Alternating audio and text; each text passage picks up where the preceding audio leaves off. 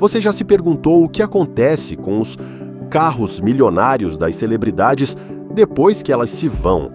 Alguns viram relíquias de família, outros acabam largados, cobertos de poeira, com o couro estourado, pneu murcho e a história esquecida no fundo de uma garagem.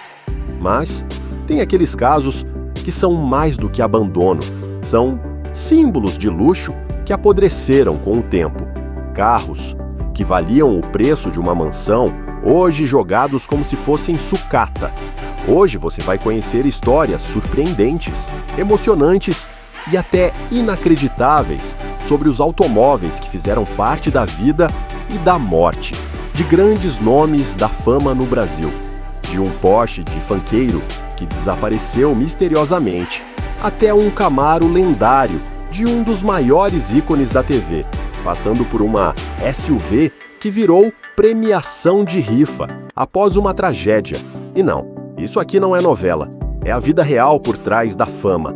Fica até o fim, porque a última história tem um carro que foi mantido escondido por mais de 25 anos e quase foi perdido num golpe inacreditável. Já coloca o cinto e se prepara, porque a jornada de hoje vai passar por curvas cheias de emoção, saudade, ostentação e poeira, muita poeira. Nos últimos anos, poucos nomes cresceram tão rápido e brilharam tão intensamente quanto o de MC Kevin. Nascido na periferia de São Paulo, ele transformou rimas em milhões e viveu como uma estrela do pop, num país onde quase ninguém chega tão longe. E com o sucesso veio a ostentação, principalmente sobre rodas. Kevin não escondia seu amor por carros. Na verdade, ele fazia questão de mostrar cada conquista em 4 rodas, como se cada modelo fosse um troféu.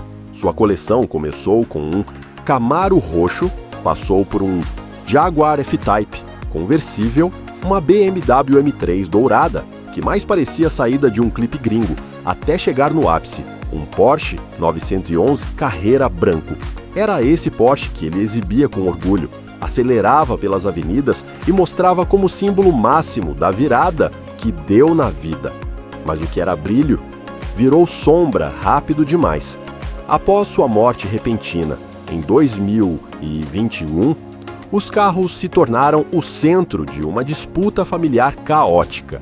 Teve carro que sumiu da casa sem explicação, outro que apareceu à venda numa loja de seminovos, e até veículos que, segundo a mãe de Kevin, foram levados indevidamente. O Porsche 911 ninguém sabe ao certo onde está.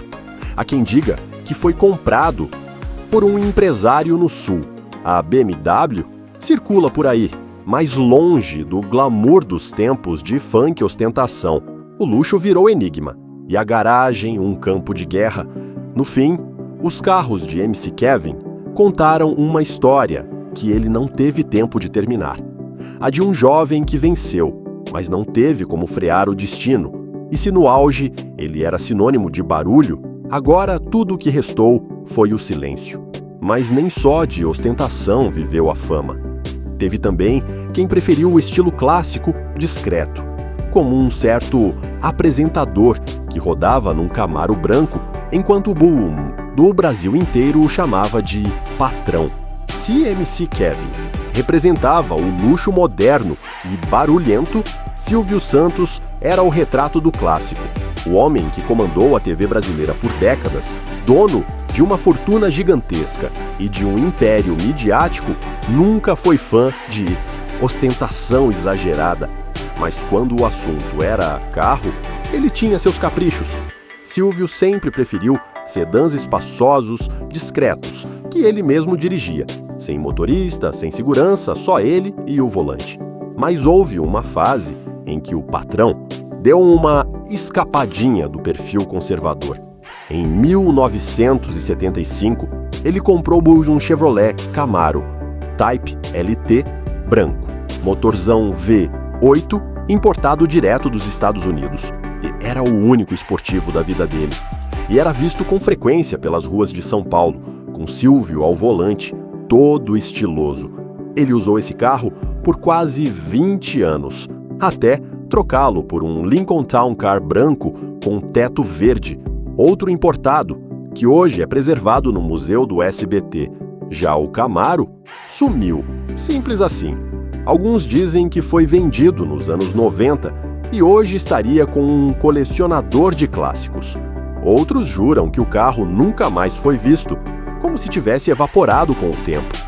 O mistério do Camaro virou quase uma lenda urbana entre fãs de carros antigos.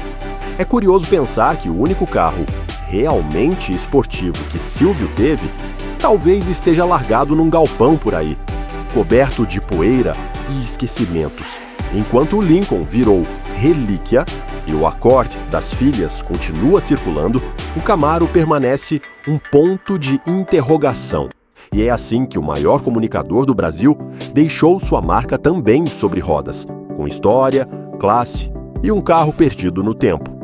Agora, do ícone da TV, a gente volta para a emoção mais recente, porque o próximo carro foi cenário de risadas, lembranças com os filhos e hoje carrega mais do que rodas, carrega saudade. Se tem uma palavra que define Paulo Gustavo, é amor. Amor pela família, pelos amigos, pelo humor e até pelos carros, mesmo sem ostentação exagerada. Ele era daqueles que preferiam conforto e segurança ao invés de mostrar poder sobre rodas. Mas nem por isso deixou de ter estilo. O carro mais marcante da sua vida foi uma Range Rover preta que ele dirigia com frequência pelas ruas do Rio. Era aquele tipo de SUV que impõe respeito, mas também acolhe, perfeita para o pai de 2 filhos pequenos e coração gigante como ele. Não era difícil vê-lo chegando em eventos com o marido, Thales e depois com os filhos no banco de trás. Era o carro da família, da rotina, do dia a dia e também da saudade. Tata Werneck, grande amiga dele, chegou a contar uma história curiosa. Paulo bateu de leve a traseira da Range Rover numa van e, claro, transformou o acidente em piada. Era assim com ele. Até no trânsito, era humor. Depois da morte precoce em 2021, a Range Rover ficou com Thales e os filhos. Por um tempo, ela ainda foi vista circulando, carregando memórias em cada quilômetro. Mais tarde, com a mudança da família para o exterior, o carro possivelmente foi vendido, mas ninguém confirma. O que importa mesmo é que, para muita gente, aquele carro virou símbolo de um artista que fez o Brasil rir e chorar. Não tinha coleção de carros, não tinha garagens lotadas, mas tinha uma única SUV que carregava o mundo dele lá dentro. E às vezes, um carro só basta para contar uma vida inteira. Mas se a Range Rover virou homenagem, no próximo caso, o carro virou prêmio de rifa e história de superação. Prepare-se para uma das reviravoltas mais tocantes dessa lista. Marília Mendonça foi a rainha da sofrência, mas também um dos corações mais generosos da música brasileira. Na estrada, ela conquistou tudo: sucesso, prêmios, multidões. Mas na garagem, a história era diferente de outras celebridades. Marília nunca ligou para ostentar. Seus carros tinham mais alma do que luxo.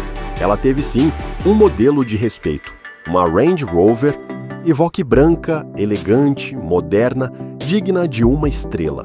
Era o carro que ela usava para viajar, gravar, visitar a família.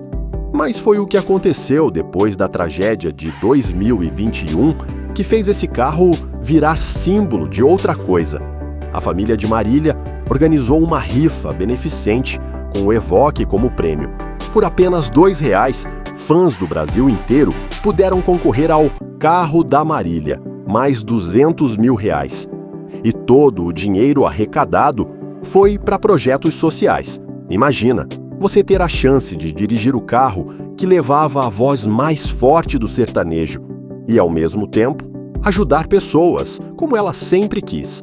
Mas essa não foi a única história sobre rodas da Marília. Lá atrás, durante a pandemia, ela revelou com bom humor nas redes que precisou vender a sua Saveiro antiga. Efeito da crise, né? escreveu ela. Como quem diz, fama não paga tudo. A Saveiro era simples, mas tinha cara de primeiro carro, de estrada de barro, de shows pequenos. Tinha memória, e ela deixou ir. O Evoque foi sorteado, a Saveiro vendida, mas os dois carregavam pedaços da mesma mulher, forte, humilde e generosa. E no final das contas, não importa o modelo, importa a estrada que você faz com ele. E falando em estrada, o próximo artista teve tantos carros diferentes que a garagem parecia uma exposição. Só que com o tempo, até essas relíquias começaram a desaparecer. Se a vida de Jô Soares foi marcada por personagens inesquecíveis e conversas memoráveis, a sua garagem também guardava capítulos tão curiosos quanto os do Viva o Gordo.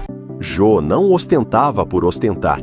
Ele tinha um gosto autêntico e extremamente variado por carros e motos. Sua garagem parecia saída de um museu vivo, onde cada veículo tinha uma história. O primeiro carro que ele comprou com o próprio dinheiro foi um Home Zeta amarelo. Aquele microcarro de uma porta só, na frente. Jô dizia que parecia uma cápsula de risada ambulante. Depois vieram outros modelos icônicos, um MP Leifer vermelho, um BMW Série 7, um Chrysler 300C preto, um Mini Cooper azul, uma Land Rover Defender, e ainda tinha as motos, Harley Davidson, Yamaha Trail, Vespa, de tudo um pouco. Para Jô, carro era mais que transporte, era prazer, terapia, estilo de vida. E ele dirigia todos com o mesmo carinho com que escrevia um texto ou fazia uma piada bem construída. Mas o tempo passou. Jô foi ficando mais reservado. Parou de pilotar motos depois de um acidente leve e alguns carros foram sendo vendidos ou doados discretamente. Quando faleceu, em 2022, nenhum dos seus veículos mais emblemáticos estava em exposição pública. O Home Zeta sumiu. A Harley talvez tenha ido para algum amigo.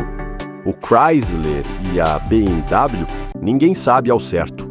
Só restaram as memórias e os relatos de fãs que viram, um dia, aquele homem elegante e bem-humorado ao volante de carros que combinavam perfeitamente com sua alma eclética. E claro, ficou a dúvida: onde estão esses carros hoje?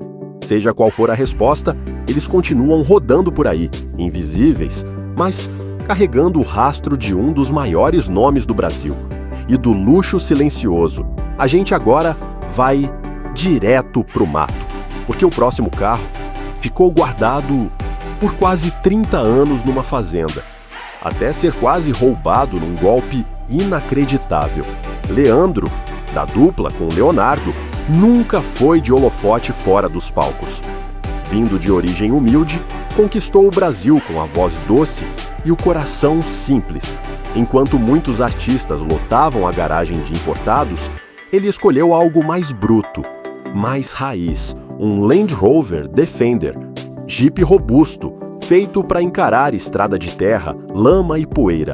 Era o carro da fazenda, da vida no interior, do dia a dia com os filhos. Leandro usava o Defender para tudo: pescar, visitar os sítios, levar mantimentos, rodar quilômetros no mato goiano. Não era um carro de status, era um carro de verdade.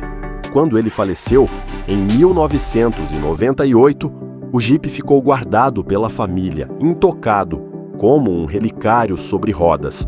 Décadas depois, seu filho Leandro Costa, já adulto, decidiu vender o Defender. Mas aí vem o absurdo: colocou o carro numa revenda especializada e a loja simplesmente desapareceu com o veículo. Sim, sumiu. O carro que o pai usou nos últimos anos de vida foi parar nas mãos de um trambiqueiro. Um golpe no valor e na memória. A história ganhou manchetes. O caso foi parar na polícia. E depois de muita dor de cabeça, o Defender foi localizado em outro estado e recuperado a tempo. Imagina só, o carro do pai, que ficou mais de 25 anos guardado com carinho, quase foi perdido por completo, mas voltou. E voltou como deve ser, cheio de barro, cheio de marcas e cheio de lembranças. Não era um Porsche, nem uma Ferrari, mas era o carro que transportava a essência de quem ele foi. E às vezes, o veículo mais simples tem o valor mais pesado. Agora segura, porque vem aí uma mulher que pilotava moto nos anos 70, quebrava estereótipos e descia ao morro com um Fiat conversível raro no Brasil. Gal Costa foi uma revolução. Na música, no comportamento e até no volante. Num tempo em que mulher dirigir já causava espanto, ela pilotava motos e conversíveis com a mesma naturalidade com que soltava a voz no palco. Nos anos 70, Gal era vista pelas ruas do Rio ao volante de um carro que parecia saído de um filme europeu. Um Fiat 850 Spider, conversível 2 lugares, design assinado por Bertone. Pequeno, elegante, raro no Brasil. E com a cara dela. Cabelos ao vento, óculos escuros, o mar ao fundo. Ela transformava o trânsito em desfile, mas não parava nos carros. Gal também amava motos. Uma das imagens mais emblemáticas dela é pilotando uma Honda CB 400, com ninguém menos que Amin Kader, na garupa. E isso nos anos 80. Ela também teve Harley Davidson, Vespa, Yamaha Trail. Gal pilotava com firmeza, estilo e uma pitada de provocação. Porque sim, ela gostava de contrariar a lógica. E fazia isso até no modo de chegar aos lugares. O tempo passou. Os carros e motos dela sumiram, desapareceram da mídia, viraram mistério. Ninguém sabe onde foi parar o Fiat conversível. As Harleys talvez tenham sido vendidas, mas as fotos continuam eternas. Gal não colecionava veículos, ela colecionava sensações. E poucos artistas conseguiram fazer tanto com tão pouco, porque no fim, o que ela dirigia de verdade era a liberdade. E da diva que pilotava com poesia, a gente volta agora pro asfalto do Leblon com uma atriz que transformava um simples Civic em símbolo de elegância. Se Beth Lago fosse um carro, com certeza seria um conversível europeu, prata, rodando devagar pelas ruas do Leblon, com trilha sonora francesa tocando baixinho. Modelo internacional, atriz. Consagrada, ícone da beleza e da atitude. Mas quando o assunto era carro, Beth preferia o estilo ao exagero. Nos anos 90, ela foi vista chegando a estúdios da TV Manchete num BMW Série 3 conversível, daqueles que chamam atenção sem fazer esforço. Talvez fosse alugado, emprestado, não importa. Porque quando Beth saía de dentro dele, tudo virava cena de cinema. Na rotina, ela era prática. Usava um Honda Civic verde escuro para o dia a dia. Depois, já nos anos 2000, dirigia um SUV discreto, tipo um Tucson prateado ou Corolla automático. Nada de Porsche, nada de exibicionismo. Ela mesma dizia: carro para mim é só um meio de transporte, querido. Mas olha, até o meio de transporte dela tinha mais personalidade do que muita Ferrari por aí. Durante o tratamento contra o câncer, Beth vendeu o carro que usava e passou a andar de táxi. Motorista de produção, caronas, sem drama, sem vitimismo, com a mesma leveza com que desfilava numa passarela em Milão. Após sua morte, os carros dela foram passados discretamente aos filhos, sem leilão, sem manchete. A elegância seguiu até o fim, porque o luxo da Beth não estava no carro, estava no olhar, na fala, no silêncio. E quem via ela passando, mesmo num Civic antigo, sabia que ali ia uma estrela. E falando em estrela, o próximo artista usava uma simples Zafira prata, levava os filhos para a escola e achava graça de ser confundido com gente comum. Spoiler, ele era extraordinário. Domingos Montagnier era um daqueles raros casos de fama tardia. Antes de ser conhecido como galã das novelas da Globo, ele foi professor, artista de circo, palhaço e dono de uma companhia de teatro. E mesmo depois da fama, nunca deixou de ser aquele cara simples do bairro. Enquanto outros artistas aceleravam supercarros, Domingos era visto dirigindo uma Chevrolet Zafira prata, minivan de 7 lugares, motor 2.0 e espaço de sobra. Era o carro da rotina, a escola das crianças, do mercado, da vida real, e ele não fazia questão nenhuma de esconder isso. Pelo contrário, tinha orgulho.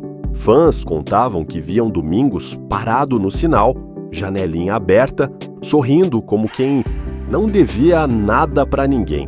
Às vezes, confundido com pai de família qualquer, e ele achava graça. A Zafira virou extensão da família. Não era cenário de ostentação, era testemunha do cotidiano.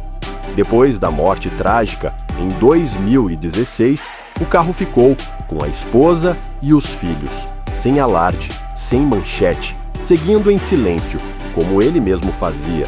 Nunca foi vendido, nunca apareceu em leilão. E talvez ainda esteja rodando por aí, carregando mochilas, lembranças e saudade. Porque aquele carro não era sobre cilindradas, era sobre afeto. Domingos viveu pouco na fama, mas o suficiente para deixar uma marca. E a sua Zafira virou um relicário com rodas, simples, discreta, insubstituível.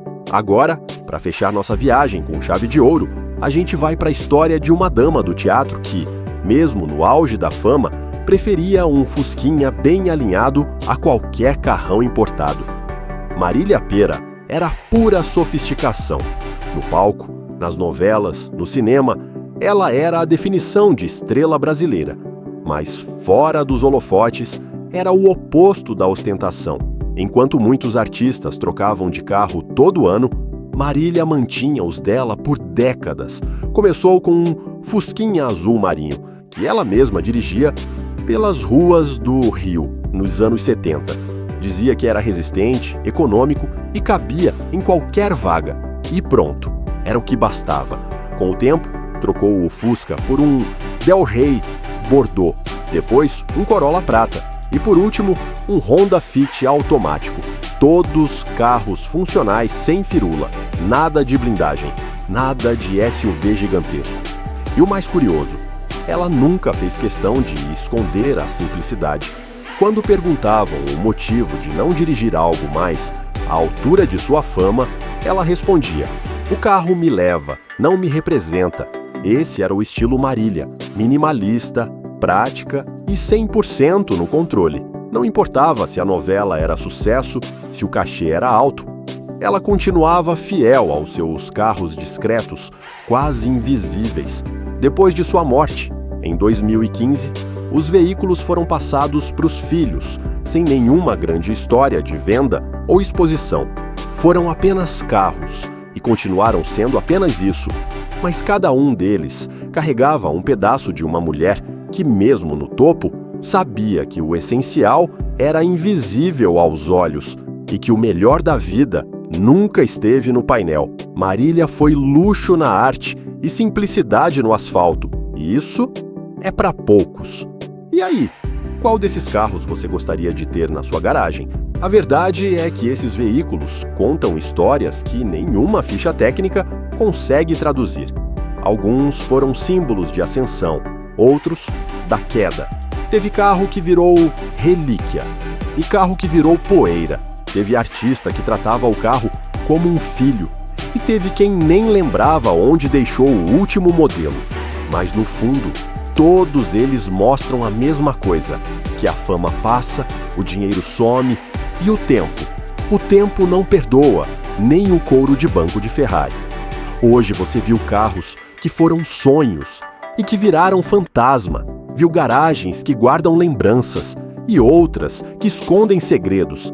E se esses carros falassem talvez, revelassem mais sobre seus donos do que qualquer biografia.